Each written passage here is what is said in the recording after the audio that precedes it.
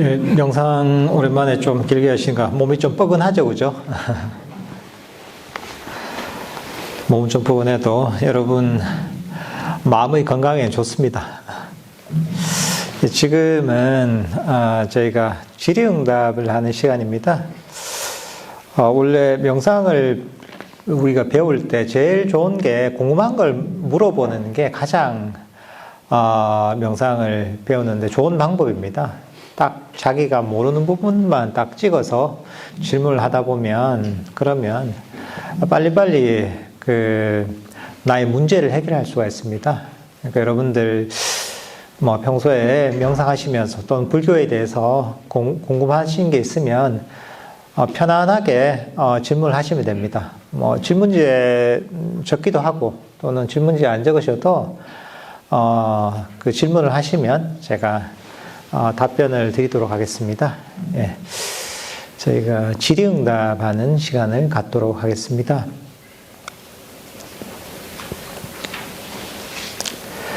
여러분들 그리고 이제 무건을 하는데 법문할 때는 반응을 하셔도 됩니다. 저번에도 보니까 무건하라니까 뭘 얘기를 해도 가만히 웃지도 않고 가만히 계시더라고요. 법문하거나 이럴 때는 반응하시고 하셔도 되니까 편안하게 질문을 하시면 되겠습니다. 보니까 본인이 뭐 이런 질문을 해도 될까 싶은데 그런 것들이 다 도움이 됩니다. 본인한테도 도움이 되지만 또 내가 모르는 걸 보통 남들이 모르는 경우가 많거든요. 그러니까 그런 것들도 남들한테도 다른 수행자들한테 도움이 되기 때문에 편안하게 어떤 질문이든지 질문을 하시면 됩니다.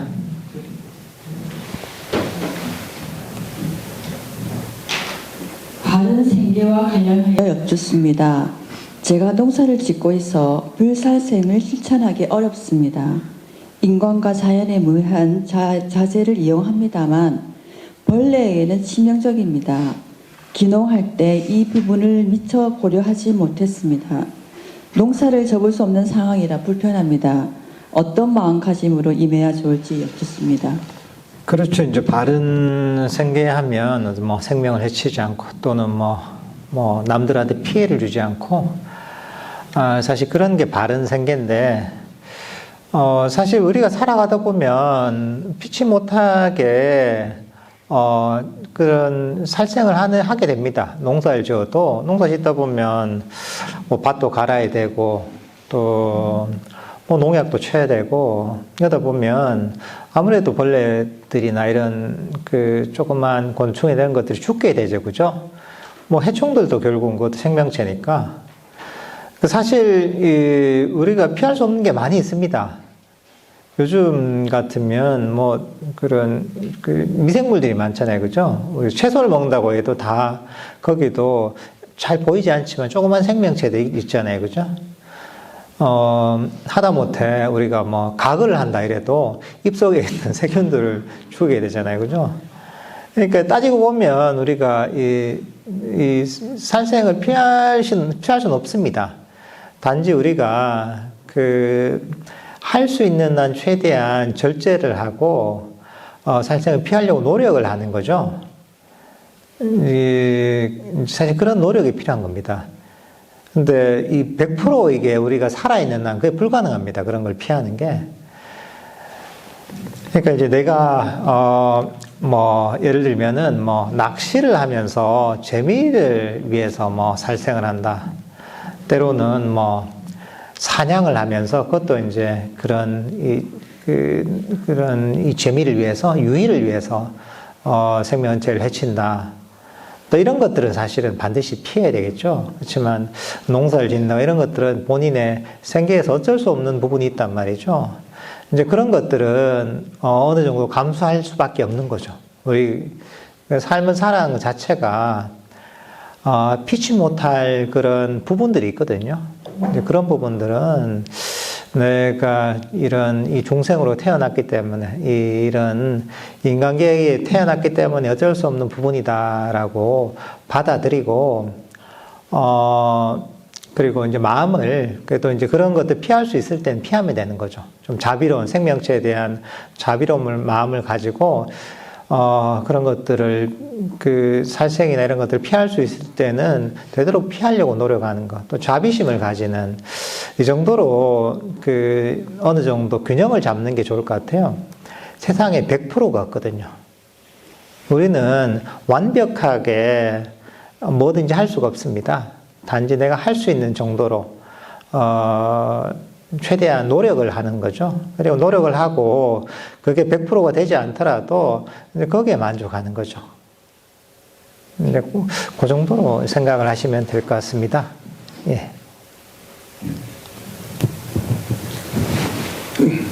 배우자 사별을 겪은 슬픔을 극복하지 못하고 치유 중입니다.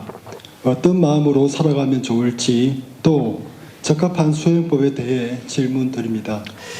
그렇죠. 우리가 가까운 분들과 이별하게 되는 경우가 있습니다. 배우자가 일찍 돌아가시기도 하고, 때로는 부모가 또 이제 돌아가셔서 슬퍼하기도 하고, 친구가 뭐 죽기도 하고, 이런 경우가 사실 너무 많죠. 그죠? 너무나 많이 겪습니다. 그래서 이제 부처님께서도 고통에, 괴로움에 대해서 설명하시면서, 생로병사가 고통이다라고도 얘기를 하시고, 그리고, 나머지 고통을 설명하시는 것 중에 한 가지가 뭐냐면, 사랑하는 사람은 헤어져서 괴롭고, 내가 싫어하는 사람은 다시 만나서 괴롭다. 이런 얘기도 하십니다. 그러니까 내가 좋아하는 존재들은 결국은 떠나가게 돼 있습니다, 이게. 단지 시간의 문제죠. 우리가 유한한 생명을 가진 그런 유한한 수명을 가진 이런 인간이라는 존재가 결국은 아무리 오래 살아봤자 100년이잖아요. 100년이고, 결국은, 시간이 지나다 보면, 오래 살더라도 나이가 들면 병이 들어서 죽게 됩니다. 그러면 내가 좋아하는 사람과 이별하게 되는 거죠. 이게 참 괴로운 일이죠. 피할 수 없는 운명입니다. 그렇지만 우리는 우리 어떤 이 업에 따라서 태어났다가 죽는 이런 큰 좀 그림을 봐야 됩니다. 빅픽처를 봐야 됩니다. 사실 이 사람이 죽고 나면 끝이 아닙니다. 그게 배우자가 됐든 본인 자신이 됐든 부모님이 됐든 친구가 됐든 누구든지 이런 중생이라는 존재는 죽고 나면 끝이 아닙니다. 끝이 아니라 죽고 나면 자신의 업에 따라, 지은 업에 따라 또 인연 따라 다시 새로운 삶을 받게 됩니다. 본인의 배우자, 금생의 인연이 있어서 본인의 배우자로서 이렇게 인연이 됐지만, 그렇지만 이제 그 인연도 금생의 인연이 다하면 죽게 되고, 그러면 또 다른 또 자신의 업에 따라서 새로운 생명을 받게 돼서 새로운 삶을 살게 됩니다. 다양한 세계에 태어날 수도 있죠. 인간으로 태어날 수도 있고, 다른 세상에도 태어날 수 있습니다. 그러니까 이게 끝이 아닙니다, 이게. 끝이 아니라, 어딘가에, 본인의 인연 따라 또 새로운 생명을 받아서 살게 되는 겁니다. 그러니까, 이게 죽고 나서 완전히 무로 돌아가는 게 아니라, 단지, 우리가 알 수 없는 그런 존재로 새롭게 태어나는 거죠. 근데 그럴 때 우리가 할 수 있는 건 뭐냐 하면 그걸 이해하는 겁니다. 금생에는 내가 인연이 있어서 이렇게 이제 부부 인연을 맺었고, 그래, 금생의 인연은, 이 정도로 끝이 나는구나. 그리고, 죽은 배우자가, 본인이 좋은 인연을 따라서 행복하게 나시길 이렇게 축원을 해주는 게 제일 좋습니다. 왜냐하면 결국은 끝이 아니고 또 새로운 시작을 해야 되잖아요. 시작을 해야 되기 때문에, 그런 어떤 우리 생명의 원리랄까, 업의 원리를 이해하고서 새로운 삶을 살 수 있도록 그걸 축원해주고 응원해주는, 사실 이런 마음을 가져야 되는 겁니다. 그리고 또 인연이 있다면, 부부로서 좋은 인연을 맺었다면, 본인이 죽고 나서 또 이제 가까운 인연으로 태어날 수도 있습니다. 그 다음 생에는 또 부부로 태어날 수도 있고, 때로는 뭐 형제 자매로 태어날 수도 있는 것이고, 부모 자식으로 다시 만날 수도 있습니다. 이제 그런 인연들이 가까운 인연이면 계속 이어지게 됩니다. 그러니까 이게 너무나 자연스러운 일종의 이제 우주의 법칙과 같은 거죠, 이게. 그러니까 사실 우리가 수행을 하고 공덕을 짓고 선업을 짓는 이유가 뭐냐면 우리 삶이란 게 일회성이 아니기 때문입니다. 업에 따라서, 지은 업에 따라서 다시 태어나게 되는 것이고, 근데 그 업이 선업을 많이 지으면 다음 태어날 때도 훨씬 좋은 곳에 편안하게 태어나는 것이고, 악업을 많이 지으면 사실은 그만큼 괴로움의 원인을 쌓는 거죠. 그러니까 우리는 선업을 쌓긴 하지만 이런 차원을 벗어나서 완전히 이 업의 굴레에서 벗어나기 위해서 궁극적으로 수행을 하는 겁니다. 선업을 쌓고 공덕을 줬고 수행을 하면서 좋은 업을 많이 짓기도 하지만 결국은 수행을 통해서 이 선업에 의한 그런 윤회의 사이클마저도 벗어나려고 하는 거죠. 정말 이제 업에서 자유로운 그런 존재가 되기 위해서 수행을 하는 거죠, 이게. 그러니까 이런 어떤 윤회의 그런 어떤 실상을 좀 이해를 하고, 이해를 한다면 단순한 이별이 끝이 아니라, 이건 어떤 이제 돌아가신 분에게는 새로운 시작이 되는 것이고, 거기서 난 또, 나도 어차피 죽게 될 것이고, 업에 따라 다시 태어날 것인데, 나도 어떻게 이 삶을 살 때 어떻게 노력을 해서, 어떻게 준비를 해야 될지, 우리가 거기서, 또 많은 것을 또 배울 수가 있는 겁니다. 예. 그리고, 이제 이런 이해가 있으면 사실은 우리가 그런 슬픔에서 많이 벗어날 수가 있습니다. 예.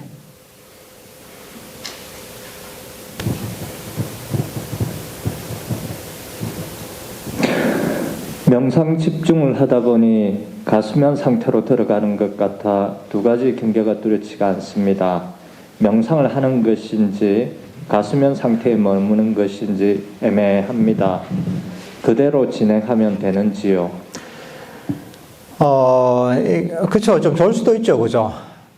때로는 이게 막 졸고 있는 게 나쁜 건 아닙니다, 이게. 왜냐하면 밖에서 여러분들 바쁘게 사시잖아요. 그러니까 피곤하고 항상 긴장이 되어 있는 경우가 많습니다. 그러면 이런 데 와서 이제 놓아버리고 편안하게 마음을 가지라 하면 긴장이 풀리면서 졸리기도 합니다. 기존의 피로가 풀리는 과정에서 우리가 졸기도 합니다. 그건 나쁜 게 아닙니다. 정말 피곤해서 존다면, 좀 잠이나 자자 이러시면 됩니다. 좀 자고 나면 괜찮습니다. 잠자는 게 나쁜 게 아닙니다. 사실은 내가 정말 피곤한데도 막 긴장 때문에 잠을 못 자는 경우가 더 문제입니다. 잠자는 게 전혀 나쁜 게 아닙니다. 근데 어떤 경우에는 약간 명상을 좀 제법 한 경우에 습관적으로 약간 그런 경우도 있거든요. 그런 경우에 좀 문제가 됩니다. 그러니까 내가 너무 피곤하거나 그러지도 않는데도 그냥 편안하고 그냥 고요하면서 이제 약간 자는 것도 아니고 잠을 자지 않는 것도 아닌 이런 상태, 약간 기분 좋은 상태, 이런 상태에 머무는 또 습관이 배어 있는 경우도 있습니다. 그런 경우에는 사실 조금 주의를 해야 됩니다. 그런 경우에는 자기 기준점이 있어야 됩니다. 그 기준점이 무엇이냐면 명상 주제를 알고 있어야 됩니다. 내가 호흡 명상을 하고 있다면 호흡을 알아야 됩니다. 들숨이면 들숨이고 날숨이면 날숨이라 한다는 걸 알고 있어야 돼요. 그걸 알고 있지 않다면, 얼얼하다면, 아, 내가 마음이 깨어있지 않구나, 이렇게 점검을 할 수가 있습니다. 그러니까 명상을 할 때는 항상 명상 주제가 있어야 됩니다. 그러니까 우리가 호흡 명상을 할 때 마음을 편안하게 가지라고 하잖아요. 마음을 편안하게, 최대한 편안하게 가지되 호흡은 알아야 되는 겁니다. 호흡을 아는 것들 전제로 해서 최대한 마음을 편안하게 가지는 겁니다. 명상 주제를 알고 있어야 됩니다. 이제 만약에 그걸 알고 있지 않다면 좀 포커스를 맞춰야 되는 거죠. 스스로한테 한번 물어봐야 돼요. 내가 호흡을 알고 있나? 명상 주제를 알고 있나? 이렇게 하면서 스스로 상기를 시키면서 명상 주제에 좀 초점을 좀 맞추는 게 좋습니다. 이제 그렇게 해서 이제 명상 주제를 알도록 이렇게 그런 습관을 들여야 됩니다. 예, 그런 기준을 가지고 명상을 하시면 될 것 같습니다.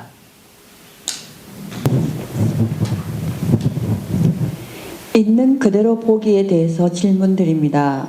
관념 정보로 분별하고 있었다는 걸 경험했는데도 자꾸 생각과 놀고 있습니다. 어떻게 훈련 연습해야 할지 궁금합니다. 5가지 가래를 알아차리기를 반복하면 될까요? 그죠. 우리가 뭐 이런 생각들에 빠지는 게 한 번에 되는 게 아닙니다, 원래. 때로는 금방, 이게 생각에, 이런 막 내가, 이 생각이 무상하고 일어나다 사라지는 것이고, 내게 아니다, 이렇게 봐도, 좀 지나면 또 이제 거기에 빠져 있기가 쉽습니다. 이런저런 생각이나 감정에.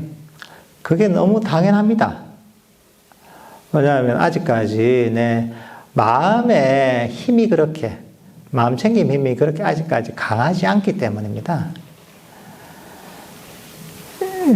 사실 이거는 우리 몸을 봐도 비슷합니다. 몸에 근육이 있잖아요. 그죠?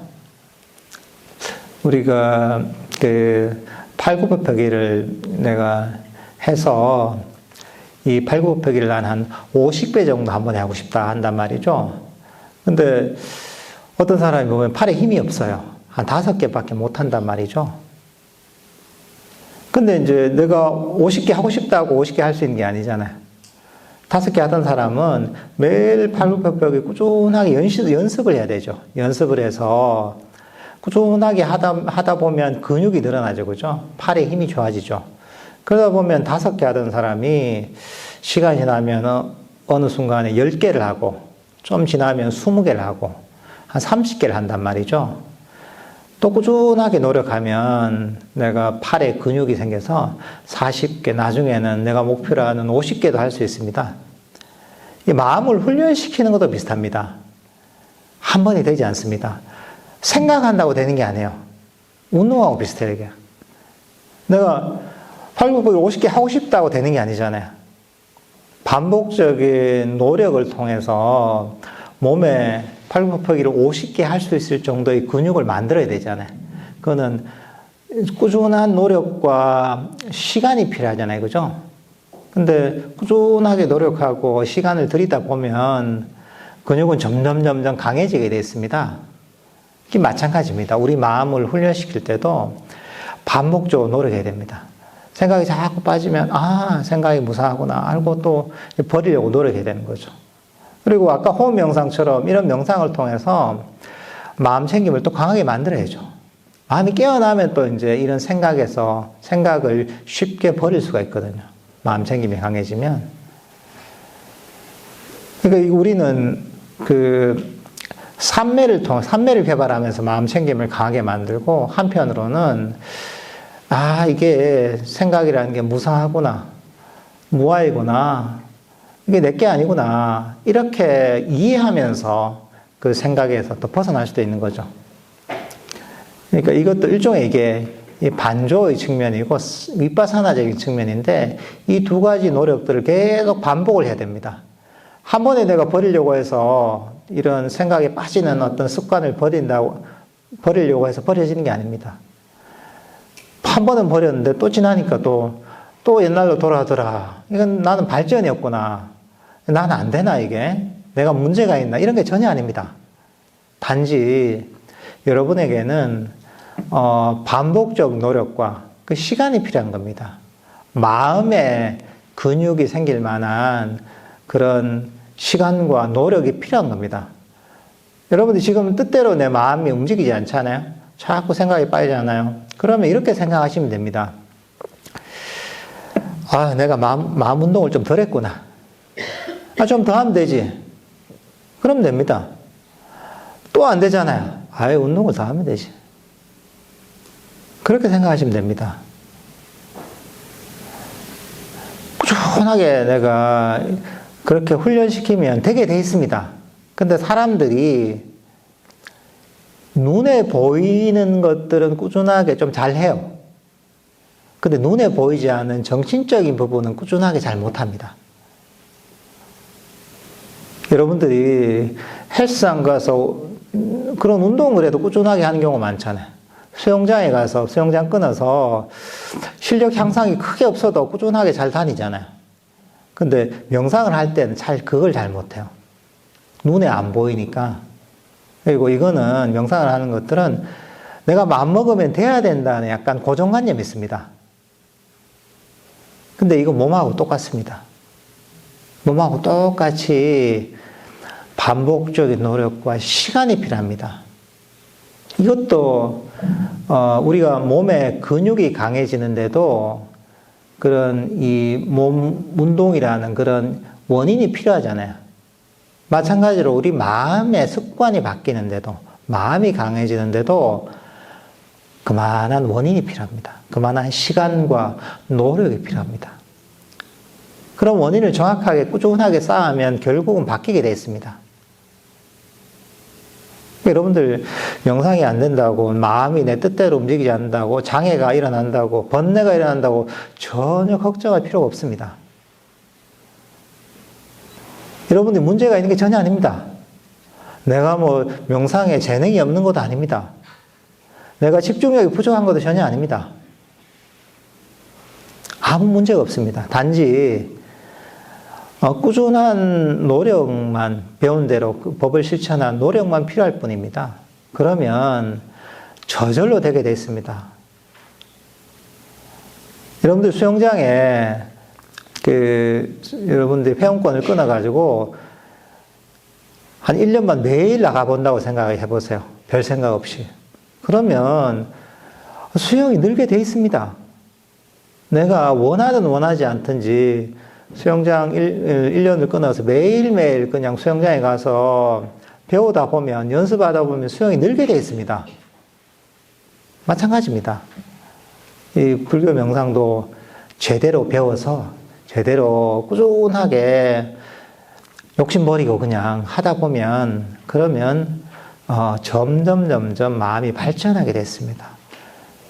생각에도 더 이상 별로 속지 않게 되고, 마음도 훨씬 깨어나게 되고, 장애들이 훨씬 줄어들게 됩니다. 그러니까 이제 그렇게 편안하게 마음 가지시면 됩니다. 그러니까 그냥 배운 대로 꾸준하게만 하자, 이렇게 생각하시고 그냥 별 생각 없이 그냥 하시면 됩니다. 그냥 그러면 한참 지나서 보면 야, 내가 많이 발전했구나, 이런 걸 느끼실 겁니다. 예. 그런 걸 느꼈을 때 계속 그 자리에 머물면 안 되잖아요. 느꼈을 때 머문다는 게 아니라 배운 대로 그대로 실천하면 됩니다. 이것도 인과법이거든요. 근데 보통 왜 그럼 내가 명상에 발전이 없는가? 시키는 대로 안 해서 그렇습니다. 부처님께서 가르치신 대로 안 해서 그렇습니다. 보통 어떻게 하냐면 사람들은 내가 좀 되잖아요, 명상이. 그러면 잘해봐야지. 좀 더 해야지. 조금만 더 하면 뭐가 될 것 같다. 욕심을 내요. 욕심을 합니다. 근데 욕심으로 막 하다 보면 더 안 돼, 또. 왜 그러지? 내가 노력이 부족한가? 더 애를 써요. 그럼 힘들어요, 명상하는 게. 고민에 빠지죠. 야, 나는 의지력이 부족한가? 나 무슨 재능이 없나? 이런 식의 패턴에 빠져듭니다, 보통. 근데 그게 이제 바른 정진이 뭔지 몰라서 그렇습니다. 바른 정진이라는 것은 그 욕심을 버리는 겁니다. 괴로움의 원인이 무엇이고 명상의 장애가 무엇이냐? 욕망입니다. 원함입니다. 감각적 욕망입니다. 원하는 게 있는 거죠. 명상을 내가 이 정도 됐으니까 더 해야지, 더 얻어야지, 더 발전시켜야지 하는 욕망이 모처럼 내가 잘 되던 명상을 망쳐버립니다. 근데 인간이라는 게 살아온 습관이 있습니다. 좋은 게 있으면 욕심을 내서 잡으려고 해요. 애를 써서 얻으려고 해요. 근데 세속의 것은 그렇게 해서 얻을 수 있을지 모르지만 불교적인 수행은 그렇게 욕심을 내서 얻으려고 하면 절대로 얻을 수 없습니다. 왜냐하면 우리가 사성제가 있잖아요. 부처님께서 가르치신 불교 수행의 핵심이죠. 불교 명상의 핵심인데 첫 번째가 고성제죠. 그죠? 괴로움의 진리죠. 그 다음 두 번째가 집성제입니다. 괴로움의 원인에 관한 진리입니다. 그러니까 그게 뭐냐? 가래다. 원하는 마음입니다. 갈증내서 얻으려는 마음입니다.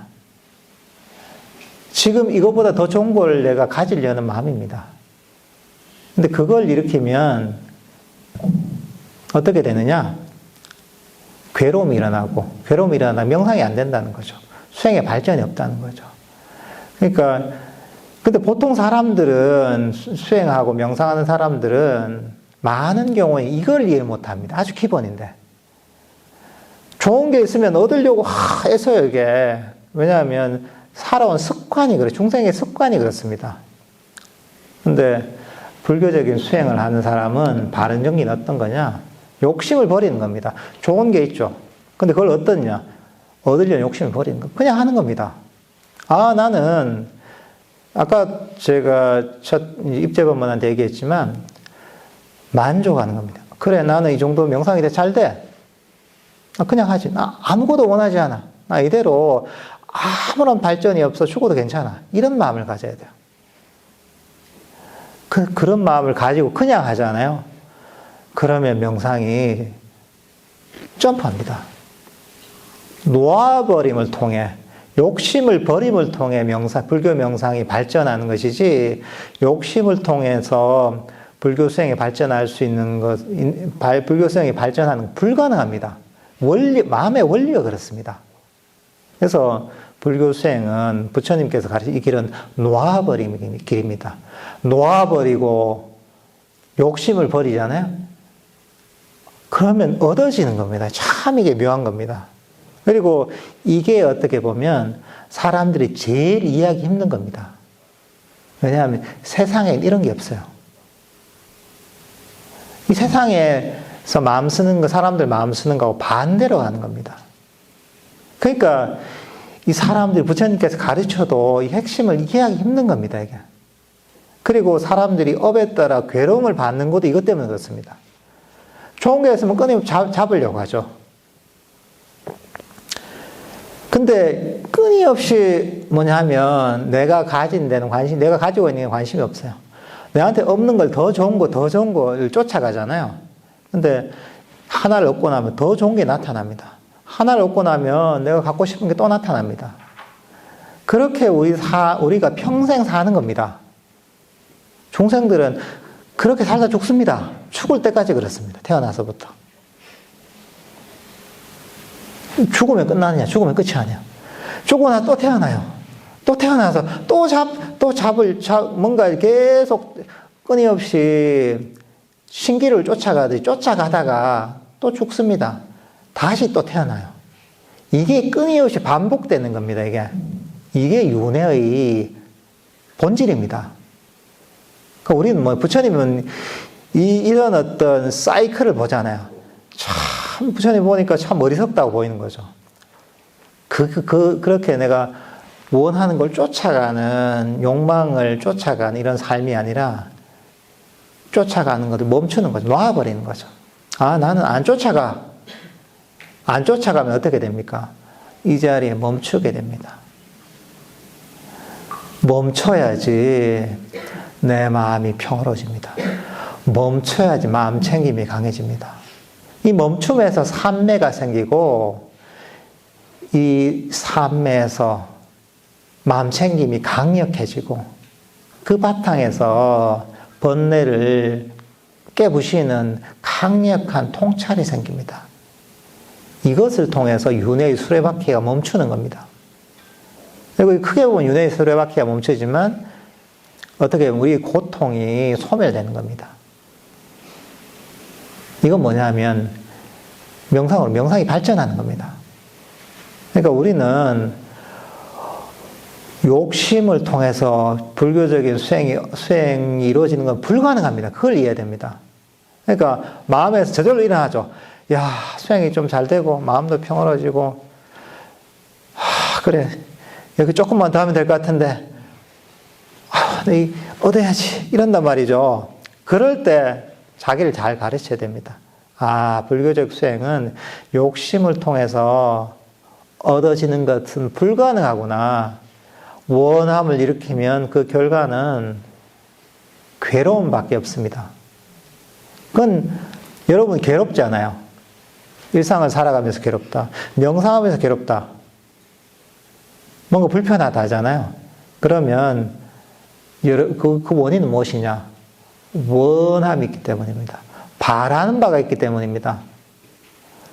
그게 그냥 이 마음의 원리이고 사성계에서 얘기하는 겁니다. 그러니까 어떤 수행을 하든 어떤 상황에 있든지 여러분은 원함을 버리면서 해야 됩니다. 지금 이 순간에 만족하면서 해야 됩니다. 원하면서 난 수행이 발전하고 싶다. 내가 뭔가 갈망하면서 삼매를 얻고 싶다. 지혜를 개발시키고 싶다. 있을 수 없습니다. 뭔가 개발될 수는 있죠. 그건 부처님께서 가르치신 불교 수행하고는 관계가 없는 겁니다. 그러니까 이 원리를 자꾸 내가 세뇌를 시켜야 돼요. 세뇌를 시켜가지고 완전히 내 내면 깊숙이 박혀서 잊어버리지 않도록 해야 됩니다. 이게 너무 중요한 겁니다. 이걸 모르면 어떤 수행을 해도 소용이 없습니다. 욕심을 가지고 한 수행이 그게 무슨 수행이에요? 불교 수행이 아닙니다. 여러분들 아나빠나사티를 하잖아. 호흡 명상 하잖아요. 그 욕심으로 잡으려고 하잖아요. 그건 불교 수행이 아닙니다. 어떤 수행이든지 간에 움켜쥐고 얻으려고 욕심을 가지고 하면 그거는 불교 수행의 본질에서 벗어나는 겁니다. 근데 여러분들이 놓아버리고 만족하고 욕심을 버리고서 해보잖아요. 처음엔 이래서 뭐가 될까 싶잖아요. 해보면 야 이러니까 너무 마음이 편한데 이러니까 번뇌가 그냥 저절로 사라지네. 야 이러니까 이게 어떻게 명상이 이렇게 잘 되지? 이런 생각이 듭니다. 이게. 그러니까 한번 꾸준하게 한번 실천해 보십시오. 배운 대로. 그러다 보면 여러분들이 좋은 결과가 있습니다. 이게 부처님께서 가르치신 길입니다. 예.